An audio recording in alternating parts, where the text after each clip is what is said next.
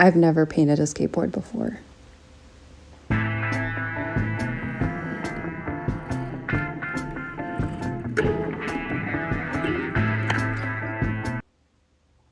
But lately, I have been going through my house and finding what I have and trying to figure out what I can make with what I have.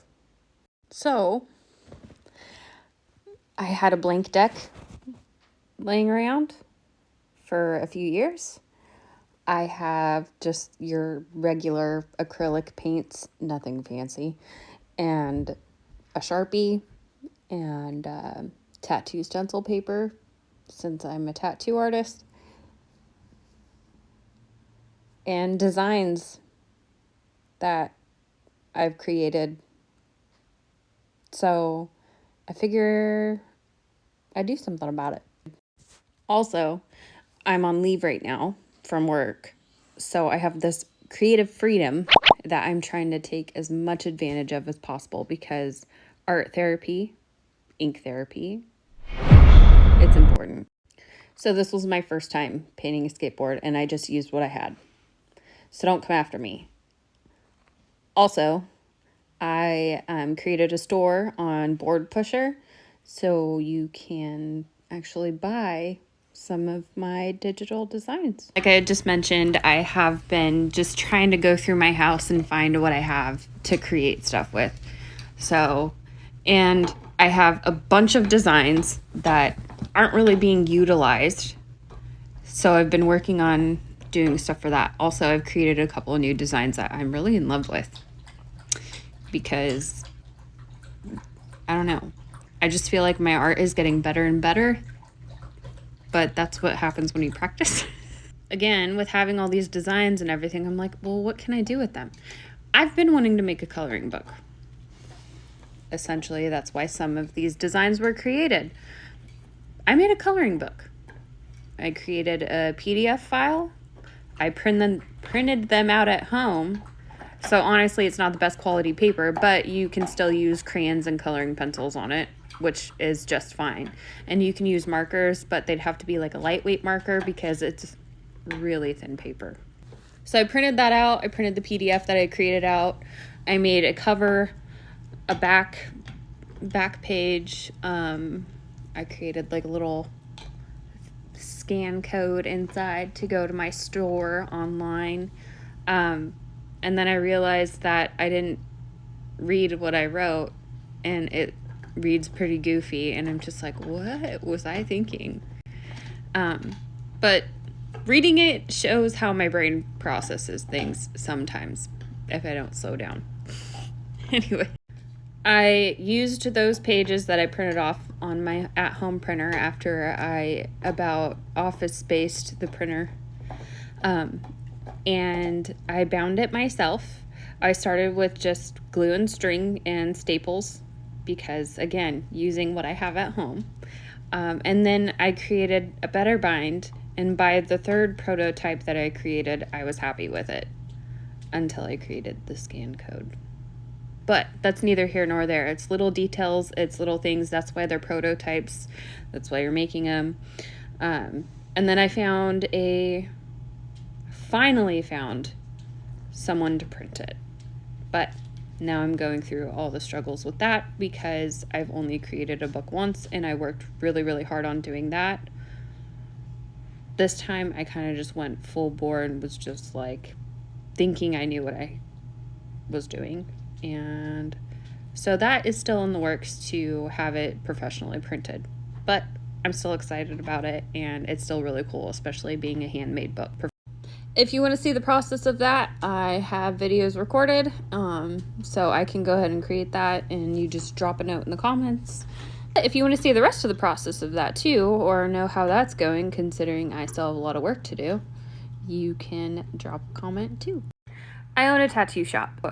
I'm trying to find ways to get my art printed and up in my tattoo shop, so when people come in, they can purchase it if they want, or if there is an event going around in town, that I can go ahead and go out there and start connecting with people and meeting people, because that's a big thing. Also, we get a lot of tourists in town. I really need to get my art printed and set up to where when tourists come into town, it's going to be something that they want, something that they're going to want to buy. Hello, because your girl is not good at marketing. And I'm slowly but surely trying to figure it out and getting better. I'm also an introvert and have a lot of anxiety. There's that, but we're working on it. But back to the skateboard. I've been going through a lot mentally in my general life and my whole life. Some of you may know my dad passed away in November. He was a huge influence on me and our family. He was our rock. He was our best friend. You know, he was the person that when things were hard or we didn't know what to do, or if we just needed a good laugh, we'd go to him. He was very insightful in a lot of different ways, and he was very creative himself. Like, I can't even... It's hard just talking about him. He was huge, and we were really close. So, our family's still close, but, you know, painting this deck was relieving and helped me get back into the creative process a little bit more and finally committing to what I had originally wanted to do. I had bought the deck, like I said, a couple of years ago, so my dad was around because we'd been talking about doing stuff like that because we were both really into skateboarding. Not that I skate really well, but doesn't mean I can't love it. Doesn't mean I can't ride my board and, you know, and now I have 2 kids, and last year we were really getting into it, and the kids were learning how to ride a half pipe, and my dad built a quarter pipe. I mean, the list goes on. Been into this. This whole journey started when I was like my kids' age. If you want to know more about how I got into everything, again, drop something in the comments because I'm more than happy to talk about that. Because like I said, this whole thing started when I was my kids' age. And the pieces are coming together and I love watching it blossom. I struggle. This is not easy. I mean, as any artist or anyone would tell you, especially owning a business, this is not easy, but I'm here for it. And I don't plan on walking away anytime soon. Going through the process of creating this deck has been so relieving. Creatively, emotionally, there's so many things that were going through my mind while I was painting it. I can't wait to do it again and better because prototypes, you know, you learn and then you do a little bit more research and you figure out what you can do better. I'm here for it. All right, let's get to it. You're watching me put a base coat over the board that I had that was blank, and I had to let it dry for a day. I've never painted a skateboard before, so this was an interesting process, and I didn't sand it down or anything like that, which I think I should have, but this is a learning process, so it was pretty interesting to do. I just used regular acrylic paints and whatever paintbrushes that I had. Right now I'm using a sponge brush to coat the whole deck. I probably went through and coated it about 3 different times. And here's the final product. Half the time when I'm creating, I kind of look like a crazy person, so there's that. So what I think I'm gonna do is I'm gonna go through designs that I've already created and I'm going to use one of those designs to help create the board. Using what I had already, just my acrylic paints, grab some sponges, water, and my idea so I can get started. And there's the canvas. Going through, I started wetting my sponges, and then I grabbed some orange paint and I started dabbing the sponges through, mixing it a little bit with yellow, blending it, and then I went to making my own green. It's like a light shade green, and I blended that as well. And I just kind of kept going and dabbed it a little bit more with some blue after a while.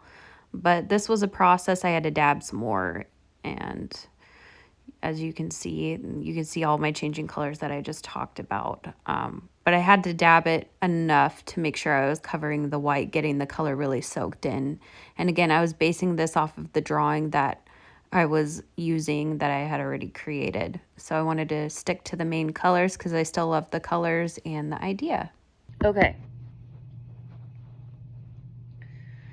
So I had the base done, and then I just got the background done.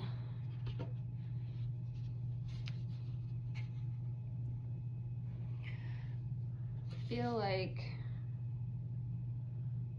I'll probably do more stuff on the edges, but I'm not sure yet. We'll see how the design looks on here. And then I'll probably have to clean up the back, and then I'll clean up the holes, but you know. So this is what I got so far. And I just used sponges to add a little bit of like texture to it. I'm gonna get the design ready to put on it. This is gonna be trial and error. This is what the final product looked like. I went downstairs and I printed out a stencil in my tattoo shop, and I had to first go into Procreate and separate it so I can save the files to properly fit the skateboard. I'm sitting here and I'm trying to map it out first before I do anything. And then what I'm going to do next is I'm going to match the lines at the bottom so I can get ready to tape it. And then if I need to cut it out or cut anything, I'll go ahead and do that too. So you can see me gently trying to match the lines. And this is a whole process. So it's, it's like doing a large scale tattoo, except it's going to be on a skateboard. I think this is one of the fun parts about being creative and having a whole bunch of different tools and under my belt. You can see here that I'm taping the stencil together. That way it'll stay and it won't move around when I'm trying to finally put the stencil on the skateboard. Again, this is a gentle process because you don't want to mess it up too much. If you do just a little bit, it's fine. You can correct the lines while you're painting it or tattooing. I know that's kind of funny to say, but if it's slightly off, then it's not going to hurt anything, especially with painting. Now with tattooing, you really might want to go back and try to fix the stencil. But, that's up to the artist's discretion, depending on how bad it is. Mine was literally a millimeter off, so I wasn't too worried about it. I'm just going to continue to tape it from here. And again, this is a process and you want to be patient. Just like painting, you need to have patience and you need to go slow. There's no reason to go fast because what you're creating is going to be chef's kiss at the end, right? Or as perfect as you can get it. And I'm finally done taping it. So here is what the design looks like. I'm looking at the design and I'm trying to make sure that all the lines are in place and trying to adjust it as needed. And you can tell here that I noticed that it was off, so I'm going to try to go ahead and correct it as much as I can without tearing the stencil paper because it's really thin and the tape sometimes doesn't want to come off.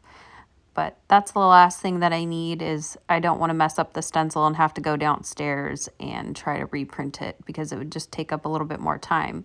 Even though I wasn't in a hurry to create anything, I really didn't want to have to go back and do it again.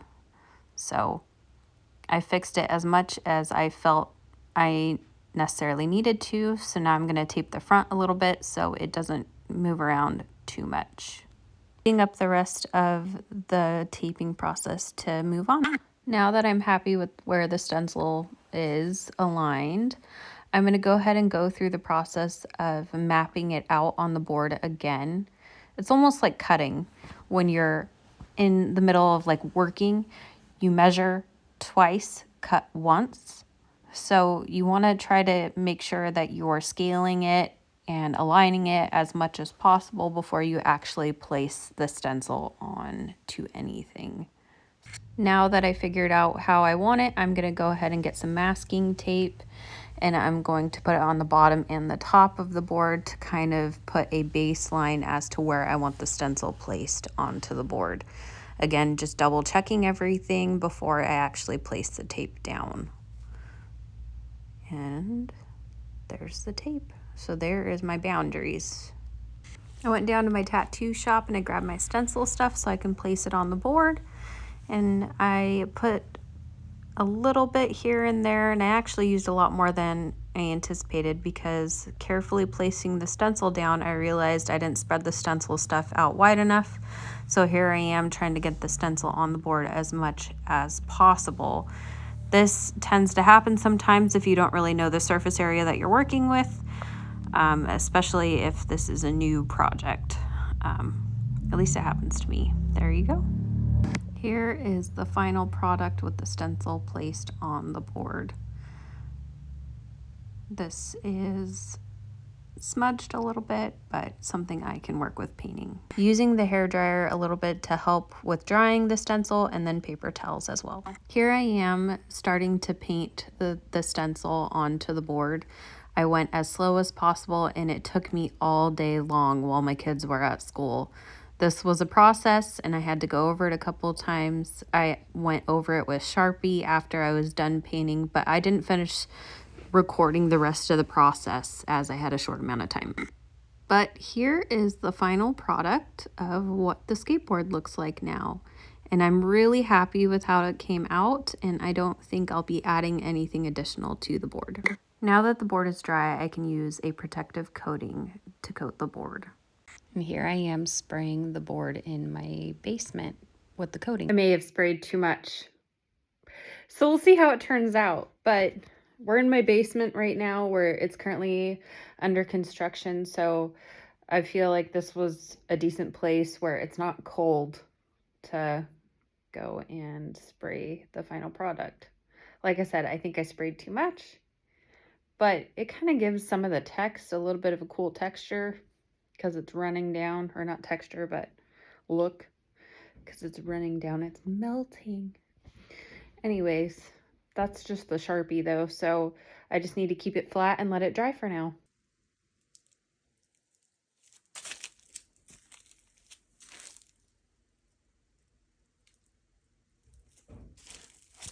You can tell where it's running down. I used too much. Oh no. I'll get better at it. But it's a glossy coat finish, and it's kind of cool because you can use it on acrylic paints, you can use it on watercolor, and even inkjet prints. So I thought that was really awesome. And with how much I sprayed, I feel like I don't have to go over it with a second coat. But again, this is trial and error because I've never done anything like this before. So now I know that I just need to carefully go over it the first time and not go to town on it. So now, after letting it dry and waiting on that, all I have to do is clean up the front, make sure that I put some screws in the holes to clean up the holes. If you would like a tattoo shop tour, go ahead and drop a comment in the bottom and I'll get you a video. Thanks for watching the video. I had a really fun time creating this piece, and I hope that I can do better the next time. I'm still learning, so this was trial and error, and I knew what was coming, but watching better techniques and learning better techniques, I'm hoping that the next time I do one, it'll look a lot cleaner. I don't know. I had so much fun doing it, and I can't wait to make more, honestly. This is a passion of mine as well as everything else that I create, and I hope to just continue and be fruitful of ideas.